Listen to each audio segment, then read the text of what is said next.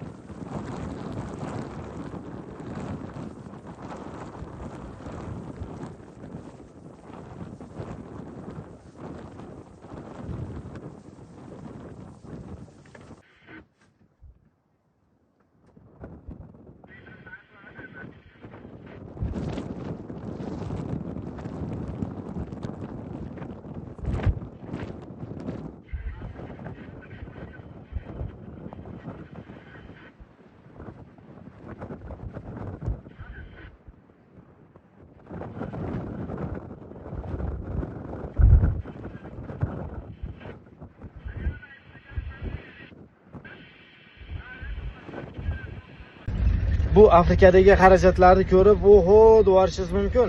Lekin menga o'xshab o'zingiz emas.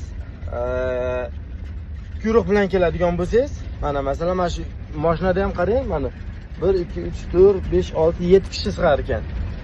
Mashinaning narxi $200. 7 kishiga $200 qanchadan tushadi? Bir 30-40 dollardan tushadi-da. To'lab olasiz, muammo emas. Men bir o'zim bo'lganimcha $200 tushyapti. Bu o'sha xarajatim masalan bitta keyin yani uni o'ziga $2000-3000 bo'lib ketib qolyapti. Sizlar ko'pchilik bo'lib keladigan bo'lsanglar, birinchidan arzon tushadi. Ikkinchidan maqtanishga ham yaxshi. Afrikaga hamma maqtangani keladi-ku o'zi. Mana deb bu yoq qilib og'zini ko'pirtirib, baqir-chaqir to'polon qilgan keladi-ku Afrikaga. Bemalol bitta mashinaning ichiga 8 kishi, 9 kishi joylashib olib, baqir-chaqir qilaverasizlar. 6-sentyabr kuni uydan xayrlashib chiqib kelgandim Afrika sari yo'l deb. Mana dekabr ham tugayapti. Shu 4 oylik sayohatimni bugun eng kulminatsion nuqtasiga yetib keldik. Ya'ni qirol zoti oliylarining oldiga qarab ketyapmiz. Afrikaga kelib, qirol zoti oliylarining oldiga kelmay ketsangiz, bir uni ziyorat qilmasdan ketadigan bo'lsak, bu Afrikaga kelmagan hisoblanamiz. Qirol ovda ekan, hozir saroyda emas ekan. Oqtarib ketyapmiz. Hozir ratsiyadan so'radi, u yoqda, bu yoqda deb aytishyapti, manzillarni tashlashyapti. Oqtarib ketyapmiz. Xudo xolasa, shu bugun sizlar bilan qirol zoti oliylari bilan ko'rishamiz.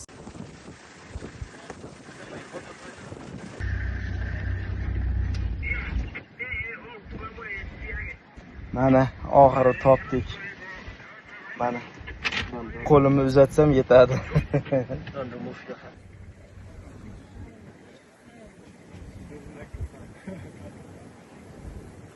Happasi kallarni olib ketmasin. To'g'risi ana sherlar, bechoralar buncha mashinalarni ichida boshi aylanib qoldi bechora sherlarda, bor-ku. Mana qaranglar. Sherlardan battar, turistlar ochda bu yerda, turistlar och. Mana qaranglar. 100 dan ortiq mashina. Sherlarni na ov qilishga qo'yadi, na yashashga qo'yadi, na dam olishga qo'yadi. Mashinani ko'ryapsizlar, ana Turaboyda uloqda ham buncha mashina kelmadi-da. Obbo, to'sib papa.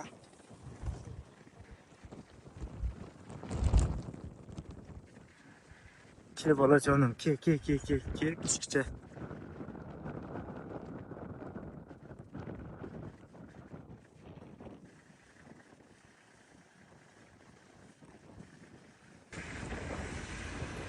Xo'p, bu yerda faqat xotinlar ekan. Qirolni o'zini hali ko'rganimiz yo'q. Qirolni topishimiz kerak, Mufassani va uni sheriklarini topishimiz kerak. Million turistlar sherlarni yashashga qo'yadimi, ov qilishga, dam olishga qo'yadi. Bu turistlarni qaranglar, shunaqangi ko'p turistlar podasi. Antilopalar to'dasini, zebralar to'dasini ko'rgansiz, lekin turistlar to'dasini ko'rganmisiz? Mana turistlar to'dasi. Mana shuncha mashinalar hammasi mana sherlar to'dasini tomosha qilyapti mana. Sherlar to'dasi.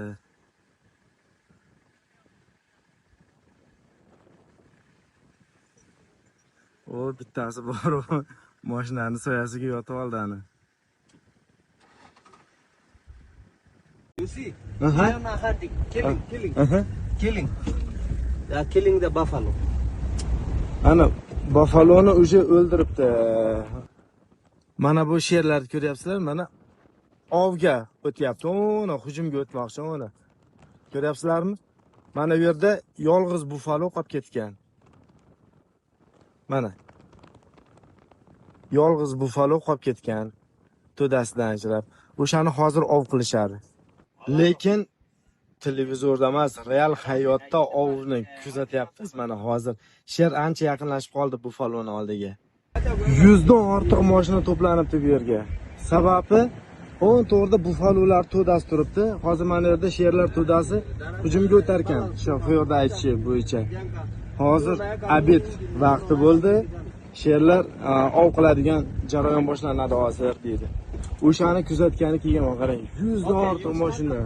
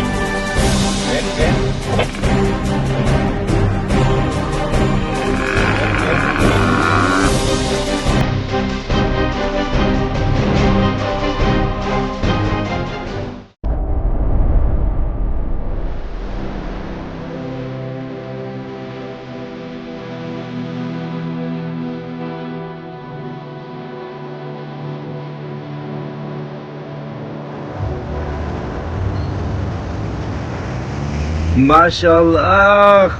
Maşallah. Buni mag'rurligini qara, haqiqiy qirol. Maşallah.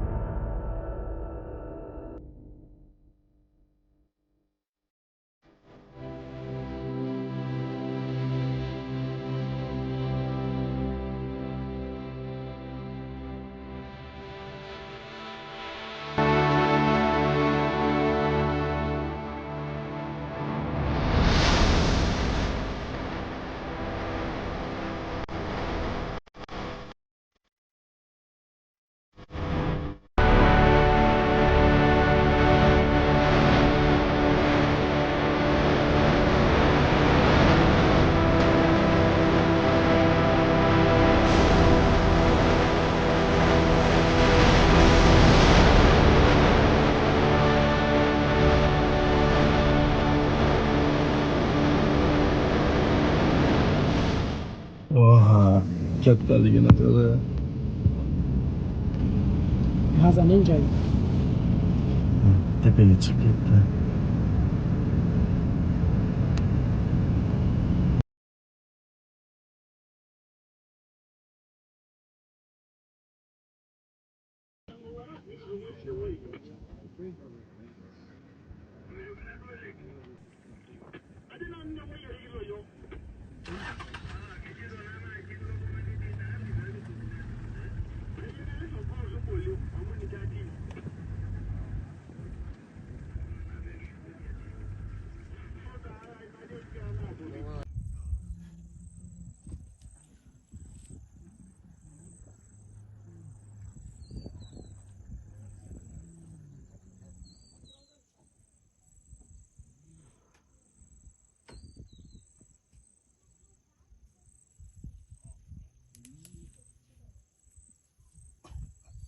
Keniya Tanzaniya chegarasi. Aynan mana shu joy bo'ladi. Eslaringizda bo'lsa, savanna haqida ma'lumot berib o'tgan vaqtimda aytgandim. Uni Tanzaniya tomondagisi Serengeti deb nomlanadi. Keniya tomondagisi esa Masai Mara deb nomlanadi. Mana ikkalasining o'rtasida chegara o'tgan. Xuddi o'sha chegaradamiz mana. Keniya, Tanzaniya. Bu tomoni Tanzaniya, bu tomon esa Keniya. O'rtada hayvonlar bemalol u betdan bu betga harakatlanishlari uchun hech qanaqangi chegara qo'yilmagan.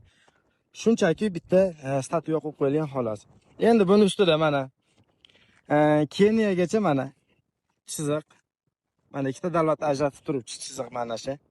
21 metrdan keyin bu yog'i Tanzaniya boshlanadi, 2 metrdan keyin bu yog'i Keniya boshlanadi mana. Xullas, mana shu ikkita davlatda ajratib turgan asosiy monument desa ham bo'laveradi. Mana bu ko'k chiziq ko'ryapsizlar, o'ni ko'k nuqtacha bu men turgan joyim. Ya'ni mana Keniya bilan Tanzaniyani o'rtasida chiziqda turibman mana. O'rtasida. Mana uni bitta essak, yana ham yaqinlashtirib beraman. Liniyada turibman, ko'rdinglarmi? Keniya Tanzaniya border deb yozilgan. Haqiqatan Mufassani gapi to'g'ri. Quyosh nuri tushib turgan joy bor-ku, bizniki deydi, o'g'li Simbaga qarab. Haqiqatan bu savannani kengligi ta'rifga til ojiz. Oxiri yo'q, bepoyon o'lka. Bepoyon. No inter Tanzania. Mana Tanzaniyaga kirma, bo'lmasa mana qo'lga tushasan demoqchi. Ko'ryapsizlarmi? International border, ya'ni xalqaro chegara bu yer. Xalqaro chegara. Tanzaniya tomonga o'tsang, mana shu holatga tushasan. Seni g'ajib tashlaymiz demoqchi. Mana to'g'risidagi haligi statuyasi mana. O'sha yerdan to'g'ri liniya. Ana shunday beqarab o'tib ketyapti. Tanzaniyaga kirish mumkin emas. Mana shuni kuni tushadi boshlaringizga. Lekin u to'g'rida turgan jirafani ko'ryapsizlar. Xohlasa Tanzaniya, hozir Tanzaniya hududida yuribdi. Xohlasa Tanzaniyada yuradi. Sandriva. Xohlasa Keniya tomonda. Hayvonlar xohlagan tomoniga o'tib borib kelib yurishaveradi. Ularga mumkin. Insonlarga mumkin emas. Hamma narsani ko'rdinglar. Shuning bilan bizni Masai Mara Keniyadagi eng katta qo'riqxonaga uyushtirilgan sayohatimiz o'z nihoyasiga yetdi. O'ylaymizki, qandaydir ma'lumot bera olgan bo'lsak, qandaydir ma'naviy oziq oladigan bo'lsangiz, biz o'zimizni baxtiyor his qilgan bo'lamiz. Kelgusi sayohatlarda uchrashguncha hammalaringizga xayr.